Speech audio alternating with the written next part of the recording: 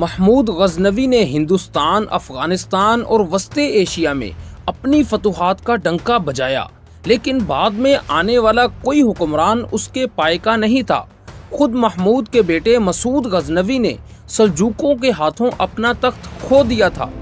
یوں وسط ایشیا کا بڑا حصہ ان کے ہاتھ سے نکل گیا۔ پھر غزنویوں کی زیادہ تر توجہ افغانستان اور دریائے سندھ کی وادیوں تک محدود رہی، یہاں تک کہ انہیں اپنے ہی علاقوں میں ایک ابھرتی ہوئی طاقت کا سامنا کرنا پڑا۔ ایک نیا خاندان جو دور دراز افغان علاقے غور سے تعلق رکھتا تھا اور اسی نسبت سے غوری کہلایا، اس نے محمود غزنوی ہی کی طرز حکومت کی نقل کرتے ہوئے ایک بڑی ریاست کی بنیاد ڈالی، جس نے خاص طور پر ہندوستان اور پاکستان کی تاریخ پر اپنے گہرے نقوش چھوڑے۔ غوری کہاں سے آئے اور ان کی اصل تاریخ کیا ہے، اس بارے میں بہت زیادہ معلومات موجود نہیں۔ ہاں، البتہ یہ واضح ہے کہ جب نئے ہزاریے کے آغاز پر محمود غزنوی نے ان کا علاقہ فتح کیا تھا تو یہ مسلمان نہیں تھے۔ سن 1009 میں ابو علی وہ پہلا غوری سردار تھا جس نے اسلام قبول کیا۔ پوری 11ویں صدی میں غوری سردار غزنویوں کے ماتحت رہے اور کبھی کبھار حالات کو دیکھتے ہوئے سلجوقیوں کی حمایت کا دم بھی بڑھتے تھے۔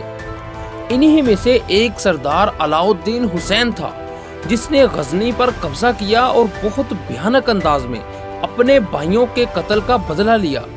کہا جاتا ہے کہ اس نے غزنی خاندان کے حکمرانوں کی قبریں تک کھود ڈالی تھی اور نہ صرف ان کی ہڈیاں بلکہ پورے شہر کو بھی جلا کر خاک کر دیا تھا۔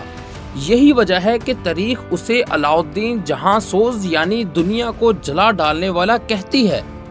علاؤ الدین کے بعد اس کا بیٹا سیف الدین محمد حکمران بنا، جو ایک جنگ میں مارا گیا، اور حکومت اس کے چچا زاد غیاث الدین محمد کے ہاتھ آئی، جو بہت قابل حکمران تھا۔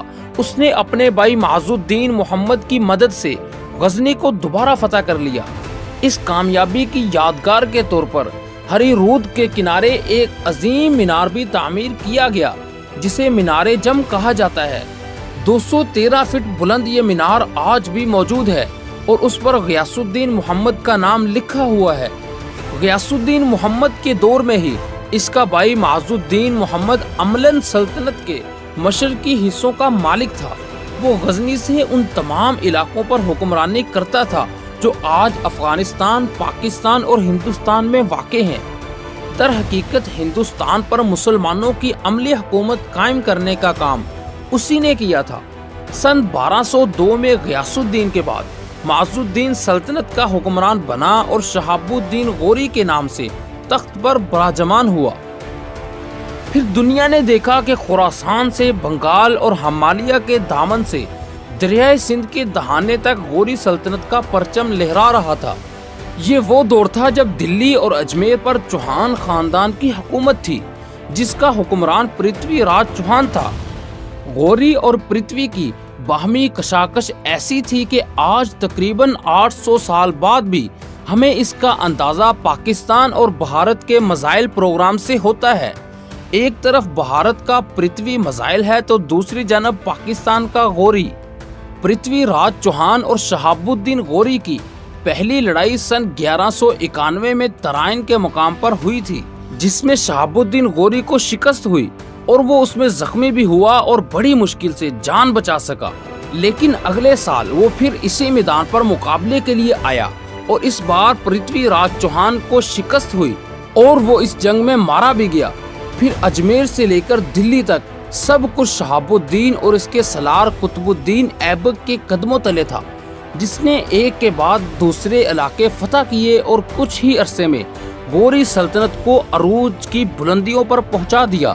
ہندوستان میں عظیم فتوحات کے بعد شہاب الدین نے مشرق کی جانب توجہ کی۔